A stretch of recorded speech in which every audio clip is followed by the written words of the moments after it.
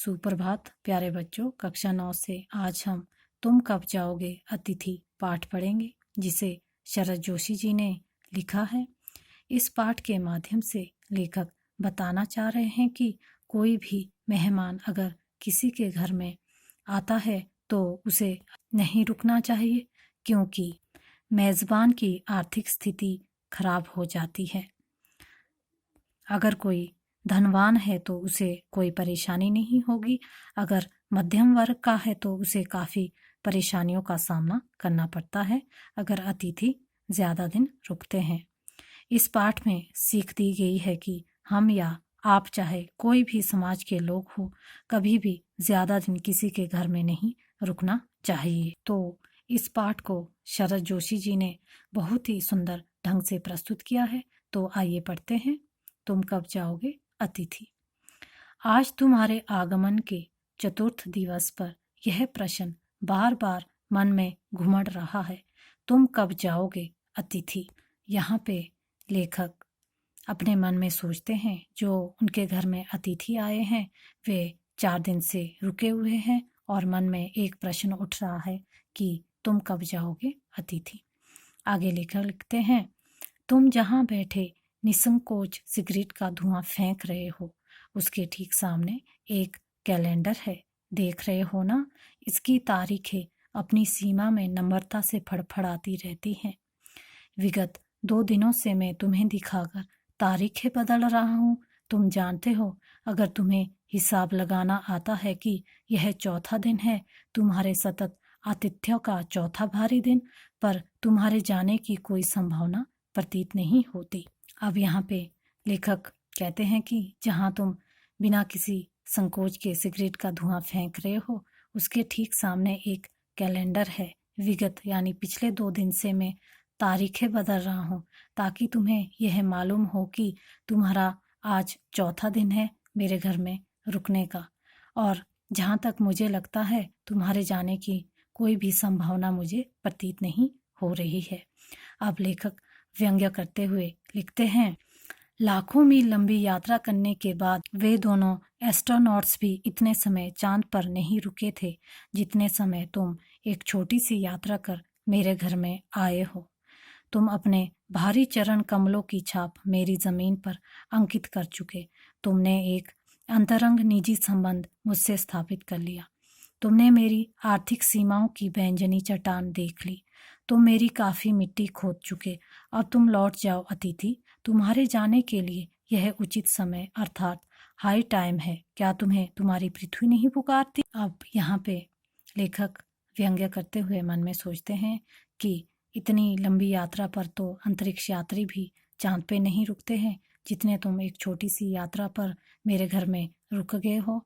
और आगे कहते हैं कि तुमने मेरी आर्थिक स्थिति तो देख ही ली है और तुमने मेरी काफ़ी मिट्टी खोद ली, अर्थात तुमने मेरे बहुत ज़्यादा पैसे खर्च कर दिए हैं।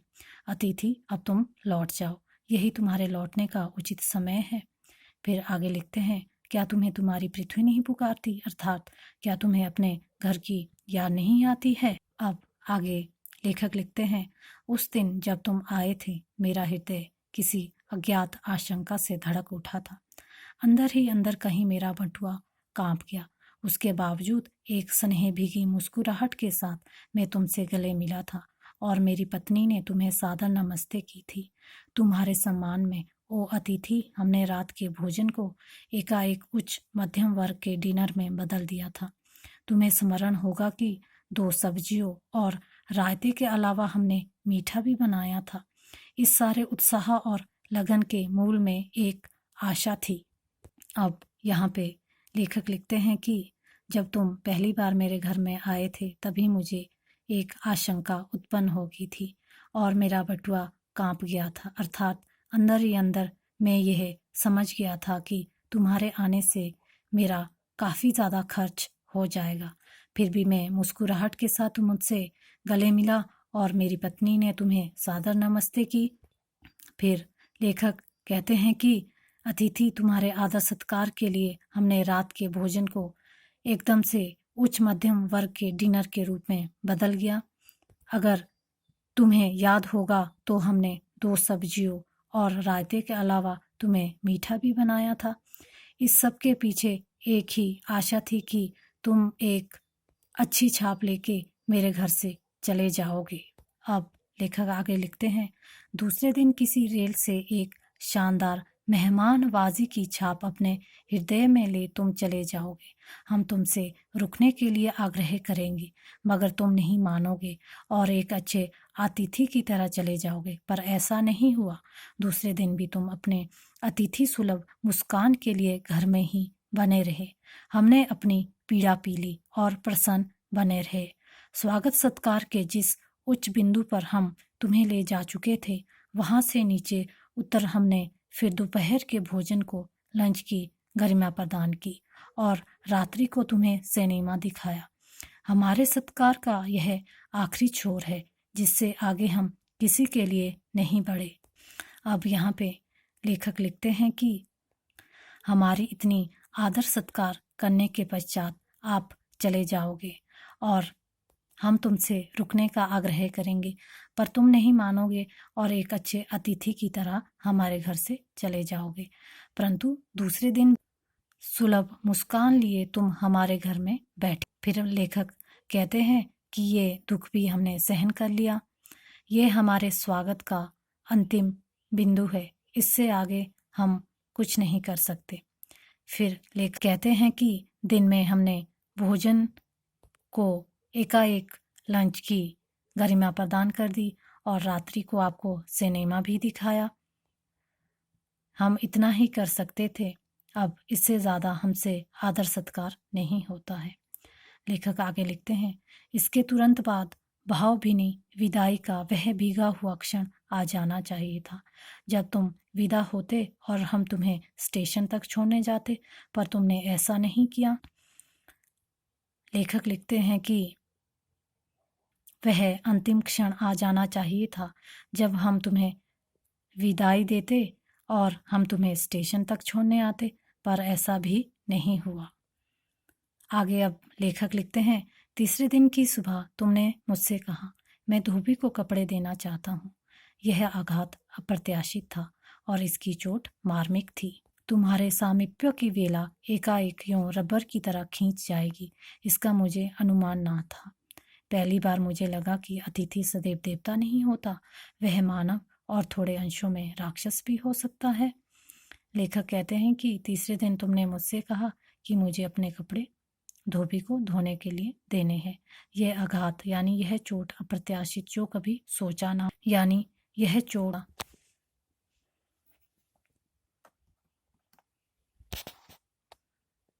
तुम्हारे जाने की बेला एकाएक यूं रबर की तरह खींचती जा रही थी, यह मुझे अनुमान नहीं था। फिर लेखक कहते हैं कि अतिथि सदैव देवता नहीं होता, वे थोड़े अंशों में राक्षस भी हो सकता है। यहाँ कहने का तात्पर्य यह है कि अगर अतिथि देवता होता तो ये मेरी आर्थिक स्थिति को समझता और मेरे घर से चला जाता, लेकिन ये तो पूरा राक्षस के सम्मान है। आगे लेखक लिखते हैं, किसी लॉन्ड्री पर दे देते हैं, जल्दी धुल जाएंगे। मैंने कहा, मन ही मन एक विश्वास पड़ रहा था, तुम्हें जल्दी जाना है। कहाँ है लॉन्ड्री? चलो चलते हैं, मैंने कहा और अपनी सहज बनियान पर औपचारिक कुर्ता डालने लगा। मैंने अतिथि से कहा कि लॉन्ड्री में दे देते हैं ताकि जल्दी धुल जाए, और एक विश्वास पैदा हो गया कि अब तुम जाने वाले हैं। अतिथि ने कहा, कहाँ है लॉन्ड्री? मैंने कहा, आओ चलते हैं, और मैंने औपचारिक कुर्ता पहन लिया। कहाँ जा रहे हैं? पत्नी ने पूछा। इनके कपड़े लॉन्ड्री पर देने हैं, मैंने कहा। मेरी पत्नी की आंखें एकाएक बड़ी हो गई। आज से कुछ बरस पूर्व उनकी ऐसी आंखें देख मैंने अपने अकेलेपन की यात्रा समाप्त कर बिस्तर खोल दिया था, पर अब जब वे ही आंखें बड़ी होती है तो मन छोटा होने लगता है। वे इस आशंका और भय से बड़ी हुई थी कि अतिथि अधिक दिनों ठहरेगा। अब यहाँ पे जब अतिथि के कपड़े हम लॉन्ड्री पर देने जा रहे थे तो मेरी पत्नी ने आंखें बड़ी बड़ी कर दी और मुझसे पूछा, कहाँ जा रहे हो? और मैंने भी उत्तर दे दिया कि लॉन्ड्री में कपड़े देने जा रहे हैं, और उन्हें ये आशंका थी कि अतिथि और अधिक दिन रुकेगा, और इसी आशंका में उन्होंने अपनी आंखें बड़ी कर दी। प्यारे बच्चों, आज हम इतना ही पढ़ेंगे, शेष भाग हम कल पढ़ेंगे। धन्यवाद।